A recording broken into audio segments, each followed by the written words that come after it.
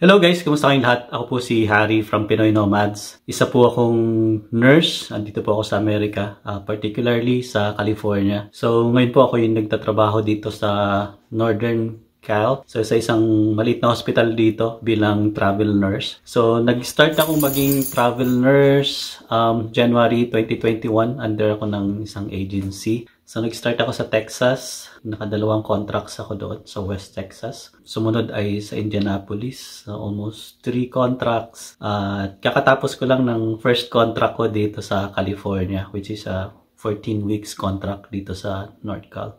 So, bago ako naging travel nurse, nag-start muna ako as staff nurse sa Houston and then sa Tyler, Texas. Tapos, nag-start na nga ako ng travel nurse job ko. Sa experience ko sa pagiging travel nurse for almost 2 years, ay nabalitaan ko about California. California daw ay the best state for nurses. Yun, nag-ayos ako ng mga paperworks. Kumuha ako ng reciprocity ng RN license dito sa California. So medyo mahirap kumuha dito. So among other states, pinakamahirap yatang kumuha ng nursing license ay California. So parang 3 months ko yata bago nakuha yung reciprocity, which is medyo matagal. Pero dahil nga ng pandemic, mas mabilis na siya. Kaya hindi sila masyadong mahigpit ngayon. Kaya kung nagbabalak kayong kumuha ng state license ng California, ay gawin nyo na sa ngayon mas madali-dali compared before. So ngayon guys, bakit California yung pinaka-the best na mag-practice ng nursing sa buong Amerika? Sa buong Amerika guys, ang nurses dito sa California are the highest paid. Based sa nursesjournal.org article dated May 2022. So California ranks as the best state to practice nursing in 2022. So this is based guys sa US Bureau of Labor Statistics. So they compare salaries, employment opportunities, cost of living, levels of racial diversity in the workforce, and better quality of life. It was gathered from the US Bureau of Labor Statistics or BLS and some other sources. So sa pag-aaral nila guys, based on those data, so lumabas ay California yung pinaka number 1. So sumunod sa California ay Washington State, New York, Texas, and Arizona. So sa buong Amerika guys, California ang pinakamataas salary-wise pagdating sa nurses. So sa California, ang average annual RN salary ay $120,560. Wow, $120,560. I-compare mo to sa Washington, which is the second. Ang average annual RN salary nila was $91,310. So New York was $89,760, Texas $76,800, at ang Arizona $80,380. Napakalaki ng agwat ng California dun sa pangalawa, which is Washington. So almost $30,000 yung difference ng sweldo, average annual salary ng nurse sa California compared mo sa Washington. So syempre guys, kung magtatrabaho ka na lang din, dun ka na sa pinakamataas na sweldo, di ba? So pareho yung trabaho, parehong unit, pero doon ka naman sa mas mataas na pasahod. Tayong mga Pilipino, tayong mga nurses, priority natin syempre yung kung saan tayo kikita ng malaki, di ba? So sa buong Amerika, California yung pinakamataas ang pasahod bilang nurse. The next reason why California is the best state to practice nursing is because of the California nurse labor laws. So dito guys sa California, may mga additional which is unique in California na stipulated laws that protects the welfare of the nurses. One of which is the mandated staffing ratios. Unlike guys sa ibang state, dito sa California, fully enforced yung staffing ratio. For example, sa MedSurg, dun sa pinapasukan ko ngayon, the ratio must be 1 nurses is to 5. So maximum of 5. Sa ibang state, mayroong 6, 7, and I heard sa iba 8 patients sa MedSurg ward. So dito, pagka nasa may telemetry, kahit isang pasyente mo may telemetry, 1:4 lang. Same din sa ICU, may mandated silang staffing ratio, and so on and so forth. Napakalaking bagay guys nito kasi alam naman natin napakahirap kumuha ng nursing license. Kung pangit yung staffing ratio, delikado yung lisensya natin, no? So alam nyo naman dito, crazy sila pagdating sa malpractice. Kaya dapat meron tayong dito, yung malpractice insurance kasi just in case they will sue us, ay meron tayong protection din para sa sarili natin. Pero yun nga, mandated ng California nursing law na mayroong staffing ratio para mas safe and protected both the patients and nurses. Pinipenalize nila heavily yung mga hospitals or facilities na hindi sumusunod dito. Kaya nag-iingat din talaga yung mga facilities na ma-implement ito. Otherwise, mape-penalize sila lalo na pag nagreklamo yung empleyado. So aside from the nurse-patient ratio, mayroon ditong tinatawag na overtime and mandatory breaks. So for example, sa 12-hour shift, mandated yon na meron kang 3 15 minutes break and then 1 30 minutes lunch break. Yung tatlong 15, 45 minutes in total plus may 30 minutes ka na magka-clock in, clock out ka sa 12-hour shift. So napaka-importante na meron kang break sa duty mo, no? Alam naman natin napakahirap, stressful, nakakapagod, physically, emotionally, psychologically, crazy madalas yung shift natin. So ngayon, kung meron kang mandatory breaks, talagang mas mas convenient at saka mas mare-refresh ka ng konti. So unlike dun sa ibang mga states, halos walang bladder break, di ba? Hindi ka makaihi. So sa sobrang busy, tapos walang mandatory breaks. Unlike dito sa California, meron talaga. So sa ibang hospital na trabahonan ko guys, doon lang kami nagbe-break sa nursing station. Minsan nakakapunta sa break room, pero yun, madalas tatawagan ka pag may kailangan yung pasyente mo. So dito guys, pag break time mo, so mayroong break relief. So yung break relief, extra set of hand, another registered nurse na siya yung kumukover ng mga pasyente ng mga naka-break. So, halimbawa, isa, dalawa yun nasa break. Yung pasyente ng mga yun, siya yung magko-cover. So, another set of hands na tutulong sa'yo. So, napakaaluan guys ng may break relief. Ka mag-iisip na halimbawa, mayroong PRN pain meds yung pasyente mo, humingi. So, hindi ka magmamadali na bumalik sa unit. Yung break relief, sila yung magbibigay ng gamot para sa pasyente mo or any procedures na i-relay mo lang sa kanya na habang wala ka, gagawin niya yun.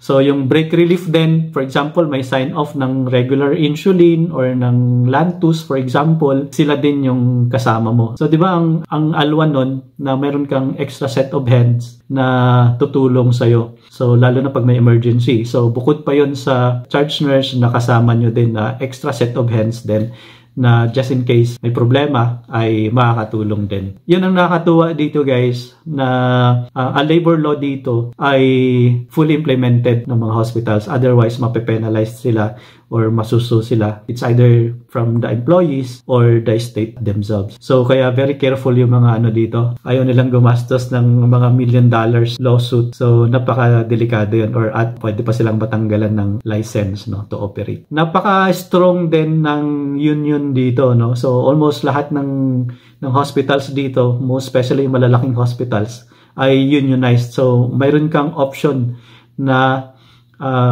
mag-join ng union. So, alam naman natin, 'di ba, yung union, mayroon silang power para makipag-bargain, yung tinatawag na corporate bargaining agreement, yung CBA. Yun, extra protection din yun, Kaya mapansin nyo sa balita, yung mga nurses somewhere in San Francisco or San Jose, yung last time was in Sutter Health. So nag-strike sila ng 1 week or 2 weeks. So walang nagawa yung hospital kundi itaas yung sweldo nila kasi sinasabi nila yung cost of living at saka yung sweldo nila ay hindi nagtutugma. So kaya walang nagawa yung hospitals. Kaysa hindi mag-operate yung hospital, mas malaki malulugi. Nag-give in sila bumalik sila sa drawing board and yun, nag-come up sila ng solution which is to raise yung mga sahod ng hospital na yun. Nakakatuwa. Pero syempre, ipa-factor in mo din yung cost of living. Syempre, mataas din yung cost of living sa lugar na yun. Pero alam nyo ba guys, hindi lahat ng lugar dito sa California ay mataas ang cost of living. So yun guys, very strong yung union dito sa California. Kaya nakakadagdag din yun ng protection for nurses. Okay guys, dahil sa mandated na break at may break relief ay hindi ka masyadong pagod. Unlike sa ibang mga hospitals sa ibang states. Pagkatapos ng 12-hour shift mo, talagang parang lantang gulay. Talagang bugbog sarado yung katawan mo. Physically, emotionally, psychologically. Lantang gulay guys, parang ginulpi. Kaya hindi ka na makagulapay. Kaya yung quality of life mo ay maapektuhan din pagka ganun. So, dito sa California, mas nag-i-enjoy yung mga nurses dito. So, well-balanced yung kanilang lifestyle compared to other states. So guys, speaking of quality of life, yan yung next point natin. The next advantage or reason why California is the best state for nurses. So, quality of life. Sa quality of life, gusto kong ipasok dyan or i-factor in yung weather. So, among other states, California weather is the best. So, tumira kami sa Texas, Indianapolis, tapos nakapag-travel din kami dahil nga nomadic yung aming lifestyle. So, California weather is the best talaga all year round. So guys, always sunny dito, kaya sunny California, di ba?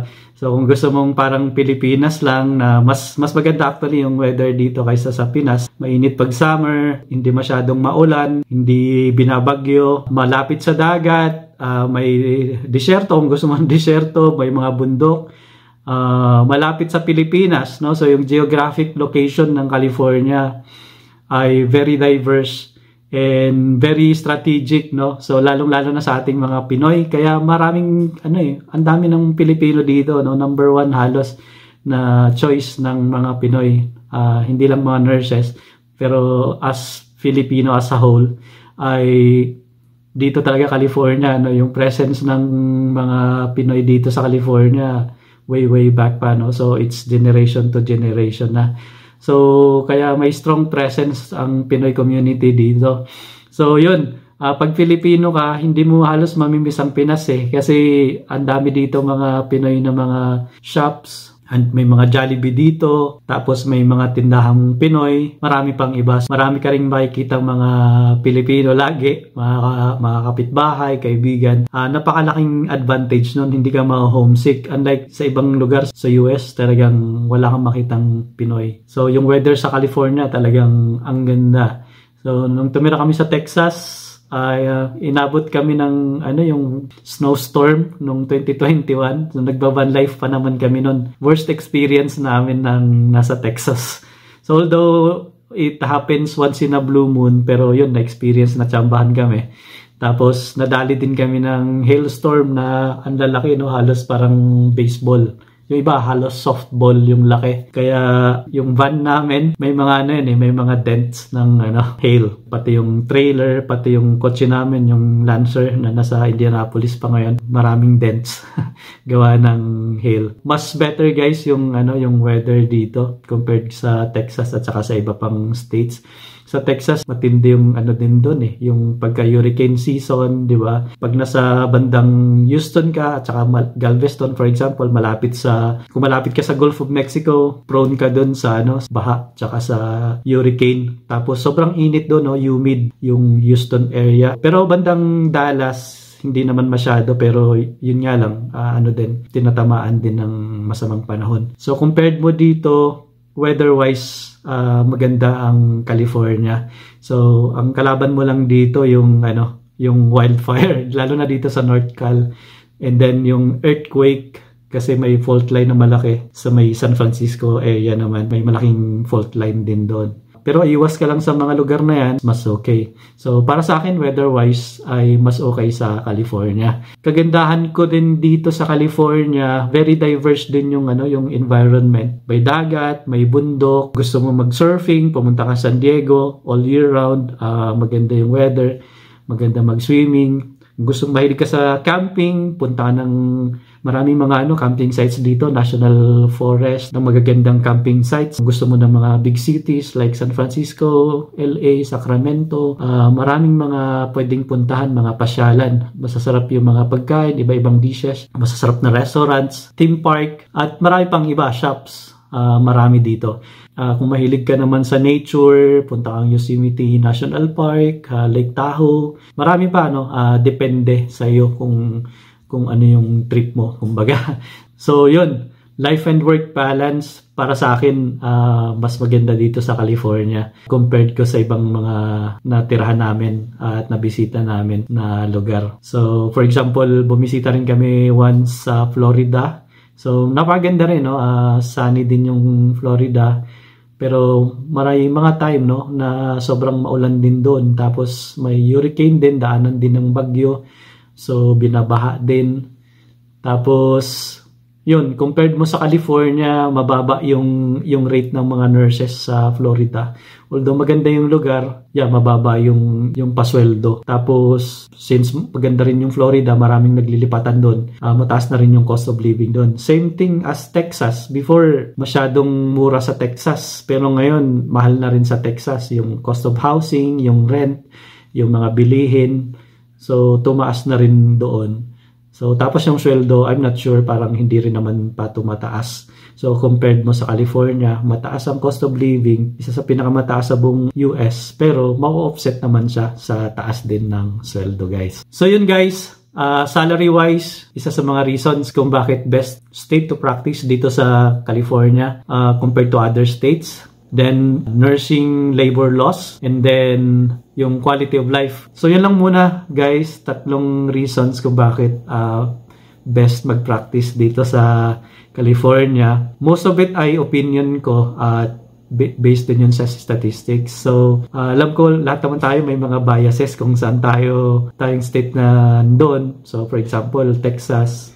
Sabihin nyo, bakit yung mga taga-California lumilipat sa Texas? So, maraming mga lumipat talaga ng Texas, Florida. So, yung yung pandemic, yung 2020 hanggang ngayon, na gulo yung migration talagang among states dito sa Amerika.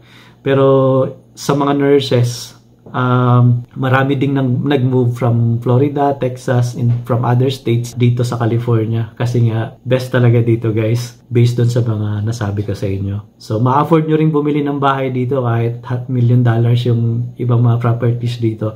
Pero hindi naman lahat. Huwag lang kayo dun bumili sa San Francisco or sa Bay Area banda. Kung gusto yung cheaper, ay pumasok kayo banda sa may inland, so Central Valley or somewhere. Pero depende pa rin talaga sa inyo kung ano yung mas priority nyo. So yun, kung gusto nyo mas madaling umuwi ng Pilipinas, so San Francisco may direct flight, and then LAX, di ba? SFO and LAX. Hindi mo na kailangan mag-connecting flight, di ba? Tapos mas mura yung tickets dito, pag uwi ka ng Pilipinas regularly, mas makakatipid ka sa pamasahe. Napakarami pang mga reasons, pero still nasa sa inyo yung decision. So I suggest, if you have opportunity to do travel nursing, I suggest na mag-travel nurse kayo dito muna. Pakiramdaman nyo kung suitable ba sa inyo yung California or hindi. Otherwise, balik lang kayo doon sa kung saan state nyo na kayo nagsettle. So mahirap din kasi mag-move, very expensive din mag-move from other states to here. Pero marami na akong nakitang testimonies guys na best decision daw nila is moving here from other states. So, thank you so much guys for watching. God bless everyone.